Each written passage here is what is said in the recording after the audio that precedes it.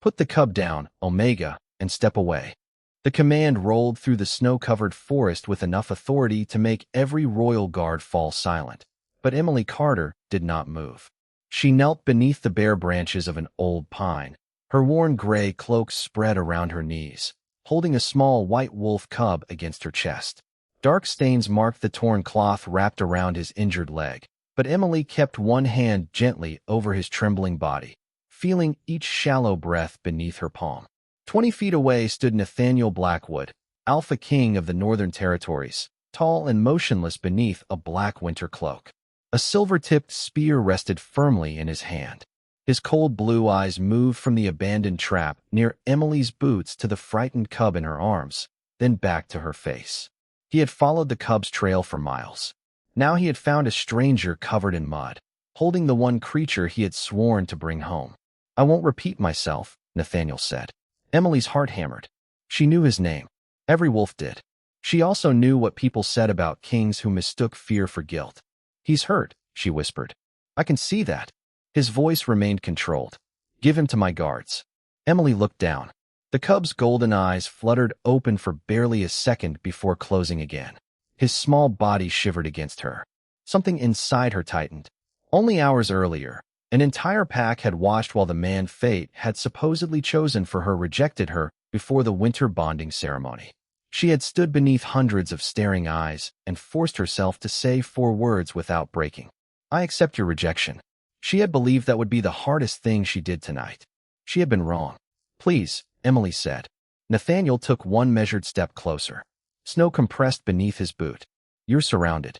Emily glanced toward the royal guards between the trees. No escape. No ally. Nothing but the frightened cub trusting the arms of an Omega nobody had wanted. "Before we continue, where are you watching from? Drop your city or country in the comments below. And if you believe in courage and destiny, hit like and subscribe. These stories remind us, love finds the broken. Now back to Emily. The cub gave a faint whimper. Emily forgot the guards, forgot the king, forgot what might happen to her. "Hey," she murmured, lowering her face toward him. "You're not alone." Nathaniel's grip tightened around the spear. "Omega." Emily closed her eyes and pressed one gentle kiss to the cub's forehead. For one suspended heartbeat, the forest seemed to hold its breath. Then the cub opened his eyes. Not weakly this time. Fully. Bright gold met Emily's startled gaze, and a soft warmth moved beneath her palm, subtle but unmistakable. Somewhere deep inside her, the wolf that had remained silent through years of ridicule suddenly stirred. Emily inhaled sharply. Nathaniel saw it too. His expression changed. The spear that had remained steady in his hand slowly lowered toward the snow. And when the cub turned his head toward the Alpha King, Nathaniel Blackwood whispered a single word that made every guard around them freeze. "Finn." 3 hours earlier, Emily Carter had stood beneath the silver lanterns of Silverpine Hall and learned how quietly a heart could break. The winter bonding ceremony was supposed to be beautiful. White candles lined the stone walls, pine garlands hung from the rafters, and moonlight poured through the tall windows while families gathered in their finest clothes. Emily had spent years imagining that night. She had never imagined standing alone at its center while Ryan Hale looked at her as though choosing her would ruin his future. "Emily Carter," he said, his voice carrying farther than she wished it would, "I cannot accept this bond." The hall became painfully still. Emily felt every stare settle on her. Ryan had once walked her home through summer rain. He had once promised that rank would never matter between them.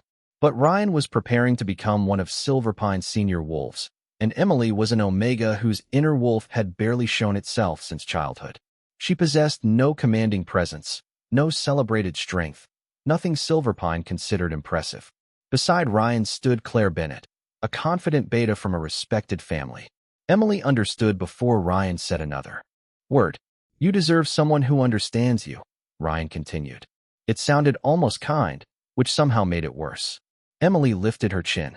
Her fingers were trembling, so she folded them together beneath her cloak where nobody could see. "Then say what you came here to say." Ryan hesitated. Perhaps he had expected tears. Perhaps he had expected her to beg him to reconsider. "I reject our bond." A murmur traveled through the hall. Emily's chest tightened, but she refused to let humiliation choose her next words. She looked directly at him. I accept your rejection. Nothing dramatic followed. No thunder. No miracle. Only silence. And then the uncomfortable shifting of people who had just witnessed something private become public entertainment. Emily turned before anyone could offer pity. She crossed the hall slowly, resisting the urge to run. Behind her, conversations gradually returned. Someone laughed too loudly. Someone whispered her name. She kept walking. Outside, winter air touched her burning cheeks. Snow had begun falling over Silverpine, soft enough to cover the road in white. Emily pulled her cloak tighter and headed toward the small cottage she shared with her aunt nearly 2 miles beyond the main settlement. She chose the forest path because she could not bear to pass another familiar face. Beneath the trees, the celebration faded until there was only wind moving through pine needles and the soft crunch of her boots.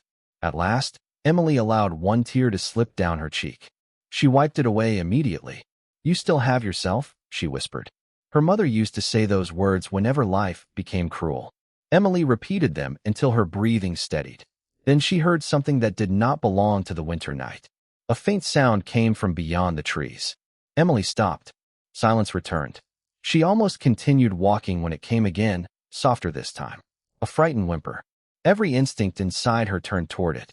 She left the path and followed the sound nearly 50 yards downhill, pushing carefully through snow-covered branches until she reached a narrow clearing.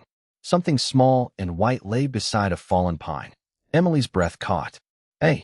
Wolf cub stared back at her with frightened golden eyes, one leg caught in an abandoned steel trap. He tried to pull away when she approached, then immediately stopped, exhausted. Easy, Emily whispered, lowering herself several feet away so she would not frighten him further. I am not going to hurt you. The cub watched her. Emily slowly extended an open hand. For several seconds, nothing happened. Then the strangest thing occurred. The cub lifted his nose, caught her scent, and his entire body relaxed. He gave one tiny cry and reached toward her as though he had been waiting specifically for her to arrive. The cub's trust frightened Emily more than his fear had. Wild wolves did not simply relax around strangers, and even young ones knew enough to avoid unfamiliar scents. Yet the moment he breathed her in, the tension left his small body. Emily moved closer by inches, speaking softly until she could examine the trap. It was old-fashioned steel, heavy enough that she could not simply pull it apart with her hands. All right, little one, she murmured. We are going to figure this out together. The cub rested his chin against the snow and watched her with those unusual golden eyes.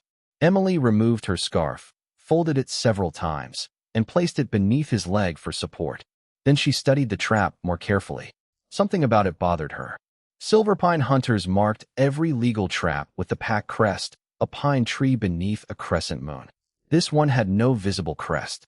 Instead, along one side, fresh scratches cut across the metal as if someone had deliberately removed a symbol. Emily brushed away the snow. Beneath the scratches, she could just make out the edge of a tiny crown. Her stomach tightened. Before she could look closer, voices drifted through the trees. Emily. She recognized Mason Reed immediately, one of Silverpine's patrol wolves. 2 others followed him into the clearing, their dark winter coats dusted with snow. Mason stopped when he saw the cub. What did you find? He is trapped, Emily said. I need help opening this.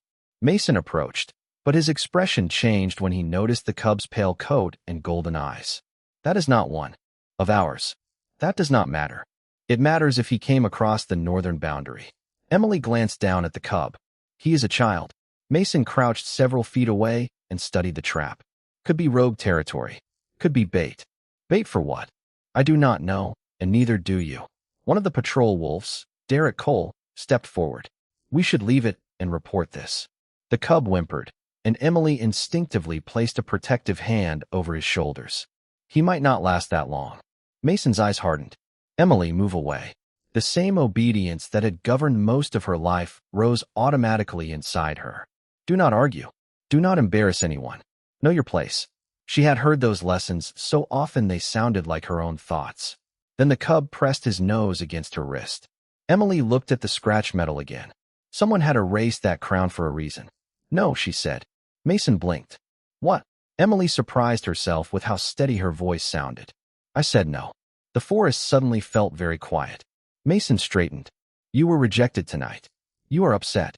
Do not make this worse because you are emotional. Heat touched Emily's cheeks, but she did not look away. My rejection has nothing to do with whether this cub deserves help. Derek sighed impatiently. Then step aside and let us handle it. He moved closer. The cub recoiled.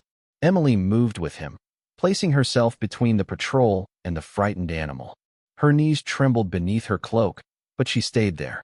Nobody touches him until we know where he came from. Mason stared at her as if seeing someone unfamiliar. Perhaps he was. Emily felt unfamiliar to herself. Then a distant howl rolled through the winter forest, deep enough to silence every voice in the clearing. Another answered from farther north. Mason's face lost its color. Emily looked down at the faint crown hidden beneath the scratches. The cub lifted his head toward the sound. And suddenly she understood one thing with terrifying certainty. Someone powerful was searching for him. The howl faded into the trees, but nobody in the clearing moved. Emily could hear the cub breathing against her sleeve, each breath softer than the last. Mason looked north, then toward Derek and the third patrol wolf. We need to report this now. Then report it, Emily said. I am taking him somewhere warm. Mason turned sharply. You are not taking an unknown cub into Silver Pine. Emily looked toward the scratched crown on the trap. Then I will take him to my aunt's cottage. Emily, listen to yourself. Mason lowered his voice. Whatever is happening here is bigger than us. That is exactly why I am not leaving him. She reached for the trap mechanism again. The release resisted her frozen fingers. Mason finally crouched beside her, perhaps realizing that argument would cost more time than cooperation. Hold him still. Emily placed both hands gently around the cub, while Mason pressed the release lever with his boot. The metal opened with a dull click. The cub immediately tried to stand, but his injured leg would not support him. Emily caught him before he fell. Easy. She wrapped him in her cloak and lifted him against her chest. He was lighter than she expected. Too light. We should wait here, Mason said. Another howl sounded, closer now. Emily shook her head. He needs shelter. She started toward the narrow trail, leading downhill. Mason caught up beside her. At least let us escort you. Emily glanced at him. Only an hour ago, Silver Pine had watched her rejection as though it were entertainment. Now 3 patrol wolves were following an Omega through the snow because she refused to abandon a cub. The thought would have been almost funny if the little body in her arms were not trembling. They had gone perhaps half a mile when the cub suddenly stirred. His ears flattened. Emily stopped. What is it? The answer came as voices ahead. Derek moved forward, but Emily noticed something first. Boot prints crossing the trail. Fresh ones. Beside them were marks where something heavy had been dragged through the snow. Her eyes dropped to the trap, still hanging from Mason's hand. Someone was here recently. Mason studied the tracks. Hunters, maybe. Emily touched the damaged crest. Hunters do not erase their own markings. A cold uneasiness settled over the group. The cub began, struggling weakly, staring toward the trees on their right. Emily followed his gaze and saw movement between the trunks. We need to move. Mason nodded toward a narrow ravine about 50 yards away. There is an old ranger shelter beyond that ridge. They hurried through the trees, but the snowfall thickened, swallowing the trail behind them. By the time Emily reached the shallow stone shelter, her arms ached from carrying the cub. She lowered herself against the wall and opened her cloak. His golden eyes barely opened. Stay with me, she whispered. She rubbed warmth into his small shoulders, then wrapped her scarf around him. Mason stood near the entrance, listening to distant movement in the forest. Emily, whoever is coming might not believe your story. She knew that. The scratch trap was beside her. The cub's fur had left stains across her cloak. To a stranger arriving now, she might look less like his rescuer than the person responsible for finding him this way. But Emily could worry about herself later. The cub shivered again. She gathered him closer. You are not dying alone, she whispered. Then, remembering how her mother used to comfort her through childhood fevers, Emily bent and pressed a gentle kiss to his forehead. Warmth suddenly moved beneath her palm. Not heat from a fever. Something deeper. Something alive. The cub's golden eyes opened, and far beyond the ridge, another howl answered. The warmth beneath Emily's palm vanished almost as quickly as it had appeared, leaving her wondering whether fear had imagined it. But the cub was different. His breathing had steadied. and his golden eyes remained open as he stared at her with an awareness that seemed far too old for something so small. "Did you feel that?" Emily whispered. Mason turned from the shelter entrance. "Feel what?" Before she could answer, the cub lifted his head toward the north. Miles away, beyond the snowy ridges of Silver Pine territory, Nathaniel Blackwood stopped so suddenly that the royal riders behind him nearly passed their king. For hours, Nathaniel had followed every broken trail, every uncertain scent, every report that might lead him to Finn. Then something had touched the royal blood bond. Not pain, not fear, warmth. Nathaniel closed his eyes. There, faint but unmistakable, Finn was alive. "Your Majesty?" Captain James Mercer asked. Nathaniel opened his eyes and turned his horse toward the western ridge. "He is that way." James did not question him. The royal search party changed direction immediately, moving beneath the snow-heavy pines while Nathaniel followed the strange pulse through the bond. Yet another presence seemed tangled with Finn's, something gentle and unfamiliar that Nathaniel could not identify. Back inside the ranger shelter, Emily tore a clean strip from the lining of her cloak and carefully secured it around the cub's injured leg. "That should keep it supported until we find a healer." The cub leaned against her as though he understood every word. Derek watched from several feet away. "He trusts you." Emily gave a tired smile. "Maybe he is too exhausted to know better." "No," Mason said quietly. "He was afraid of us. He was never afraid of you." Emily had no answer for that. A sound outside made everyone still. Not a howl this time. Horses. Many of them. Mason stepped into the snow and immediately returned. Royal riders. Derek's face tightened. "How do you know?" "Black cloaks. Silver crest." Emily looked down at the cub. The damaged crown on the trap suddenly felt much more important. "Royal?" Mason nodded. "Stay here." But the cub struggled upright in Emily's arms and gave a soft cry toward the entrance. Emily's pulse quickened. The approaching riders slowed somewhere beyond the ridge. Voices carried through the trees. Then came silence. Heavy, deliberate footsteps crossed the snow. Mason and the others moved outside to meet them, leaving Emily in the shelter with the cub. She could hear fragments of conversation. A missing cub. Northern border. Search order. Then one question spoken in a voice so calm that it frightened her more than shouting could have. "Where is he?" Emily rose carefully. The cub remained wrapped against her chest. She stepped outside. Snow swirled through the clearing, catching silver in the moonlight. At least a dozen royal guards stood among the trees. At their center was a tall man in a black winter cloak, his dark hair dusted with snow, his blue eyes fixed immediately on the cub in Emily's arms. Nathaniel Blackwood. Emily knew him from royal portraits, but paintings had never captured the stillness around him, the sense that everyone nearby was waiting for his next breath.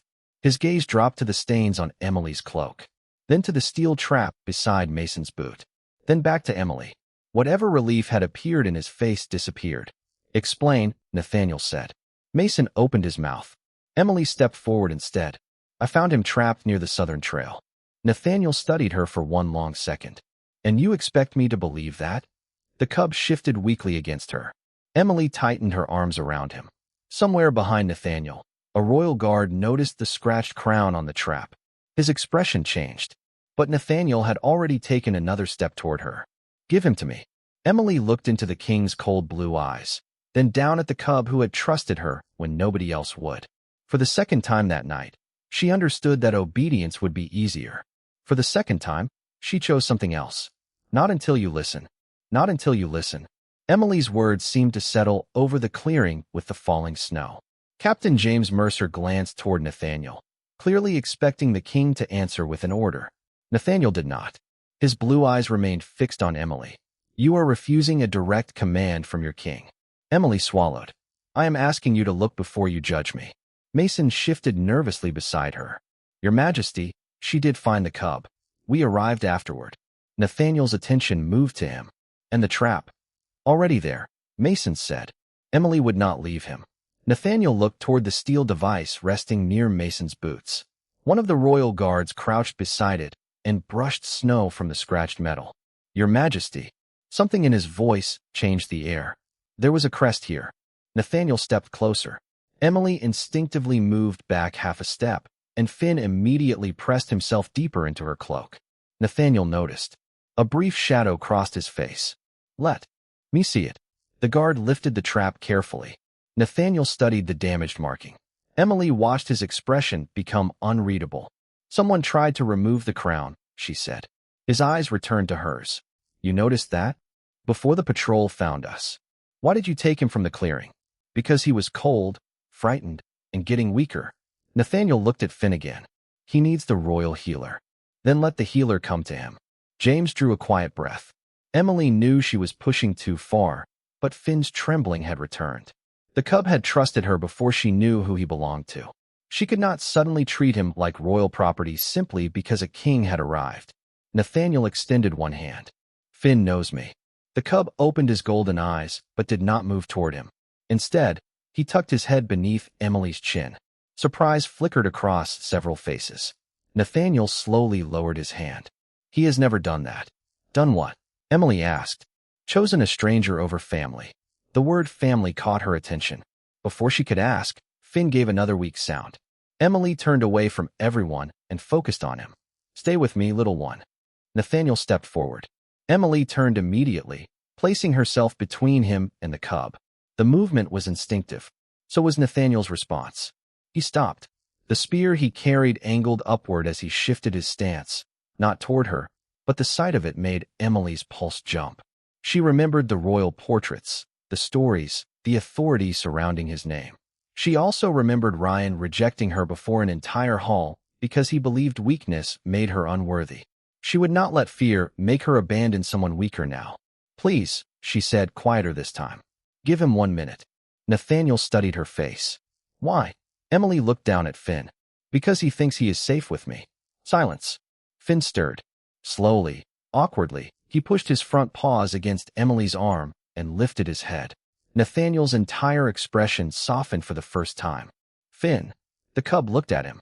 Then, with surprising determination, he wriggled free enough to place himself between Emily and the king. Hey! Tiny warning sound rose from his throat. Nobody spoke. Finn was protecting her.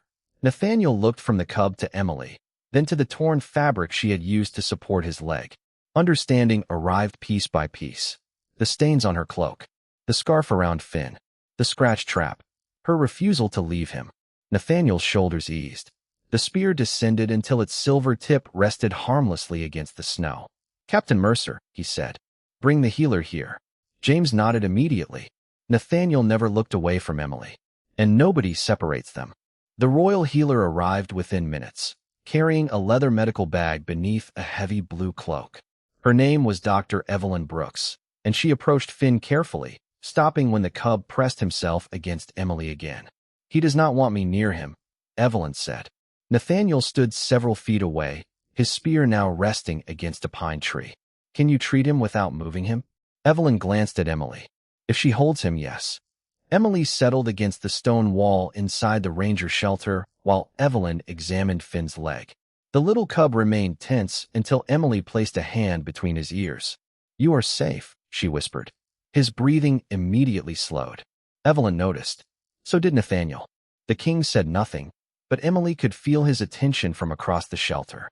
After several quiet minutes, Evelyn secured a clean wrap around Finn's leg and listened to his breathing. He is exhausted and cold, but he should recover. Nathaniel's eyes closed briefly. It was the smallest reaction, almost invisible, yet Emily recognized relief when she saw it. Thank you, he said. Evelyn shook her head. Thank her. Every gaze turned toward Emily. She wished they would not. She had spent most of her life learning how to disappear from rooms, and suddenly the most powerful wolves in the Northern Territories were looking at her as though she had done something extraordinary. I only found him, Emily said. You kept him warm, Evelyn replied.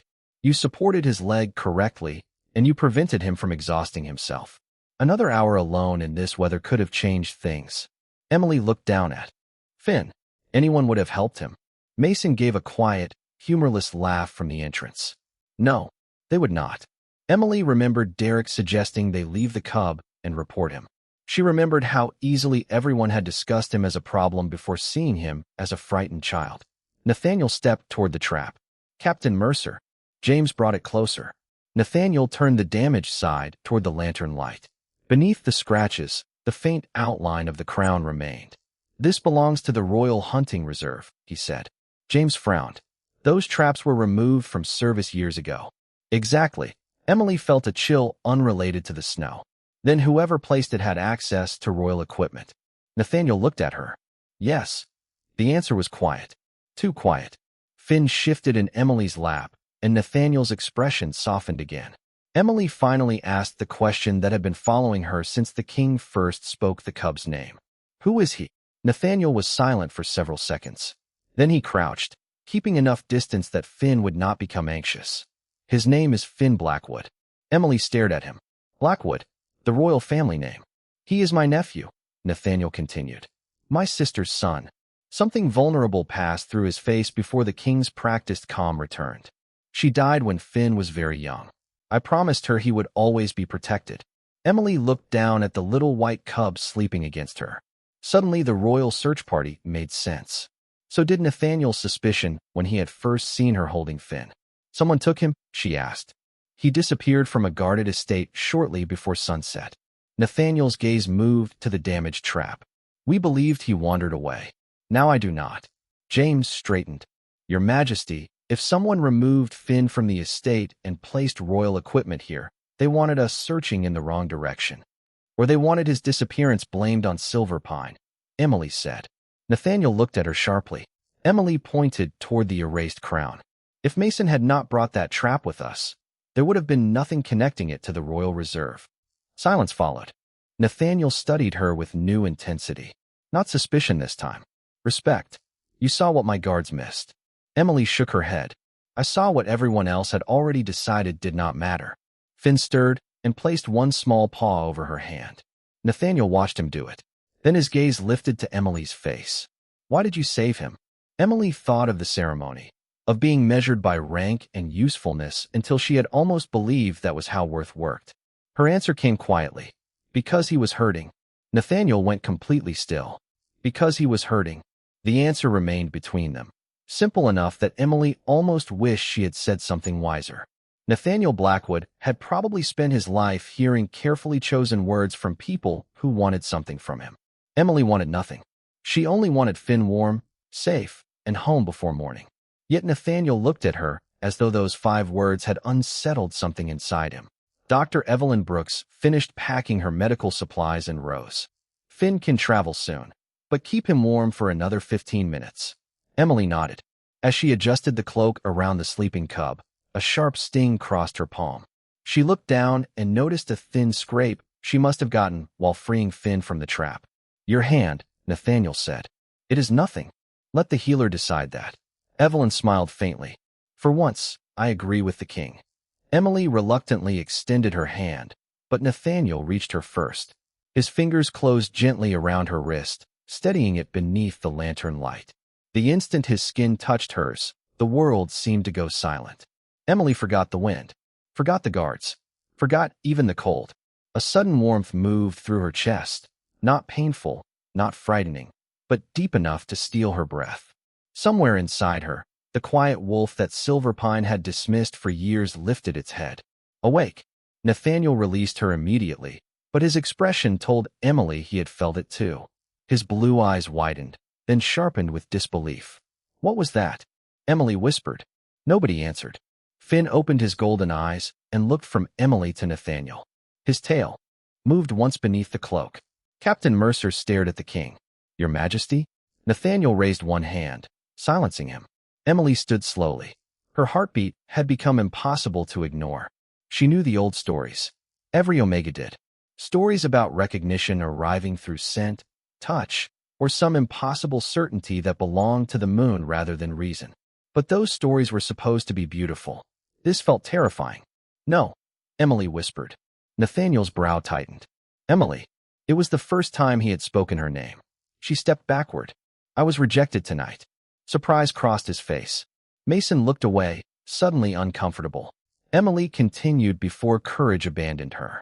"A few hours ago, an entire hall watched someone decide I was too weak to stand beside him. I will not leave that humiliation and immediately become grateful because someone more powerful might choose me." Nathaniel said nothing. Emily expected offense. Kings were not accustomed to being refused, especially by Omegas with no title and no influence.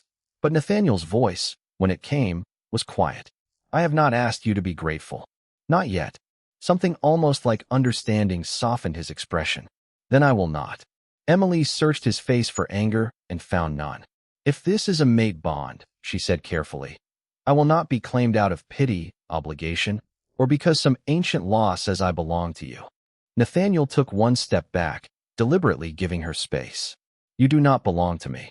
The words struck deeper than she expected. Fate may open a door, he continued, but it does not give me permission to push you through it. Emily stared at him. Ryan had rejected her because he believed strength meant status, dominance, and approval. Nathaniel possessed more power than Ryan could ever imagine, yet he was standing before her refusing to use it. Finn suddenly reached one small paw toward Nathaniel. The king crouched, and this time the cub allowed him closer. Emily watched Nathaniel gently touch his nephew's head. For a moment, he was not the Alpha King. He was simply family who had almost lost someone precious. Then Captain Mercer approached with the damaged trap. Your Majesty, there is something you need to see.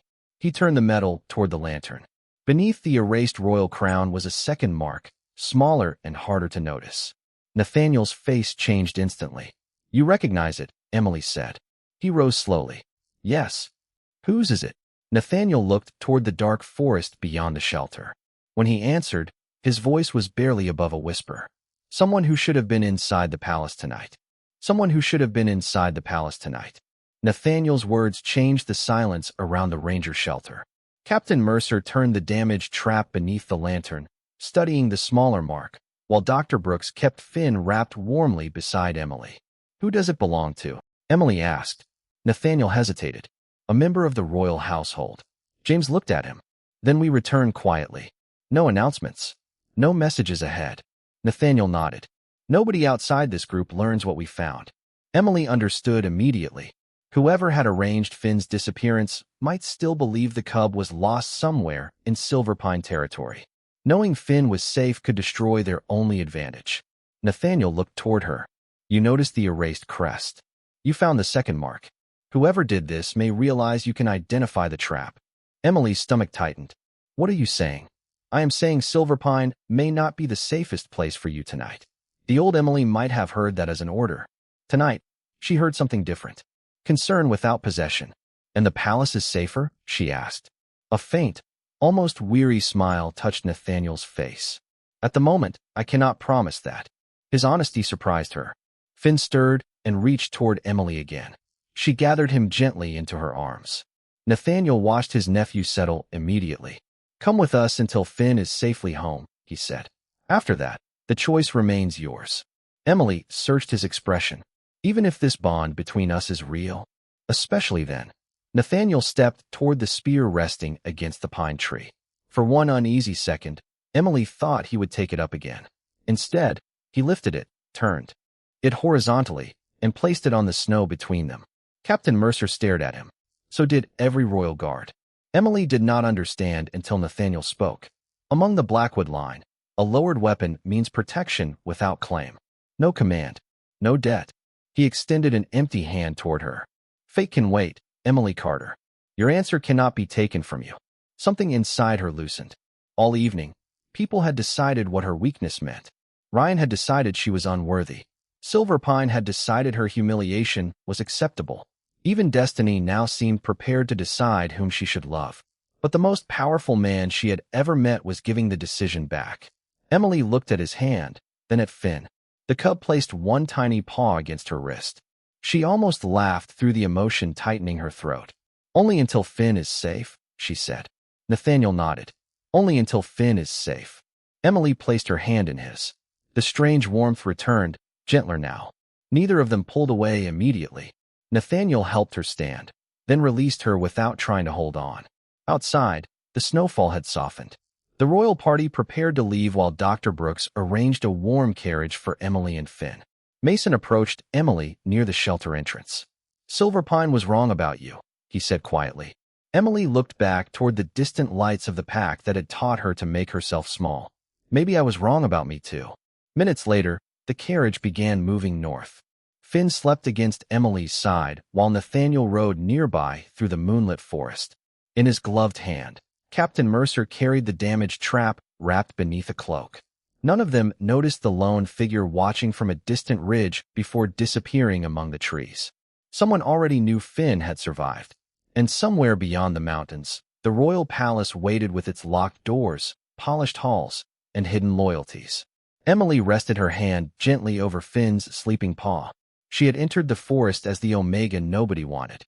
She was leaving it without a crown, without a promise, and without knowing what tomorrow would bring. Yet for the first time, she did not feel rejected. She felt free. And if Emily's courage touched your heart, like this story, share it with someone who believes kindness is strength. And subscribe to the channel for more stories where destiny may open the door, but love must always choose to walk through it.